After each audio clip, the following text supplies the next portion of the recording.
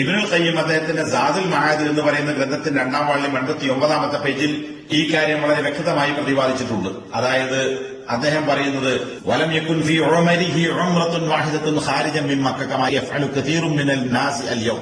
ഇന്ന് ഒരുപാട് ആളുകൾ ചെയ്യുന്നത് പോലെ മക്കയിൽ നിന്ന് ഉംറയ്ക്ക് വേണ്ടി പുറത്തു കടക്കുക, എന്നിട്ട് ഉംറയ്ക്ക് വേണ്ടി മക്കയിലേക്ക് വരിക എന്ന ഒരു കാര്യം നബിയുടെ ആയുസ്സിൽ അല്ലെങ്കിൽ നബിയുടെ ഉംറകളിൽ ഒരിക്കൽ പോലും അങ്ങനെ ഉണ്ടായിട്ടില്ല. അത്തരം ഒരു ഉംറയും നബി സല്ലല്ലാഹു അലൈഹി വസല്ലം ചെയ്തിട്ടില്ല.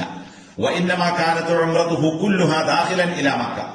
മറിച്ച് നബി സല്ലല്ലാഹു അലൈഹി വസല്ലമ മക്കയിലേക്ക് കടന്നു വന്നുകൊണ്ടാണ് ഉംറ നിർവഹിച്ചിട്ടുള്ളത്. നബി സല്ലല്ലാഹു അലൈഹി വസല്ലമ പ്രവർത്തിക്കുകയും നിയമമാക്കുകയും ചെയ്തിട്ടുള്ള ഉംറ എന്ന് പറയുന്നത് ഉംറത്തു ദാഖിലി ഇലാ മക്ക, പുറത്തു നിന്ന് മക്കയിലേക്ക് വരുന്നവനുള്ള ഉംറയാണ്. ലാ ഉംറത മൻ കാന ബിഹാ ഫയഖ്റുജു ഇലൽ ഹില്ലി ലിയഅ്തമിറ. മക്കയിലുള്ളവൻ മക്കയുടെ പുറത്തേക്ക് ഹില്ലിലേക്ക് കടക്കുകയും, അതായത് ഹറമിന് പുറത്തേക്ക് കടക്കുകയും എന്നിട്ട് ഉംറ നിർവഹിക്കുകയും ചെയ്യുക എന്ന കാര്യമായിരുന്നില്ല. ഈ ഒരു കാര്യം നബി സല്ലല്ലാഹു അലൈഹി വസല്ലമയുടെ കാലഘട്ടത്തിൽ ഒരാളും ചെയ്തിട്ടില്ല, ആയിഷ റളിയല്ലാഹു അൻഹയല്ലാതെ.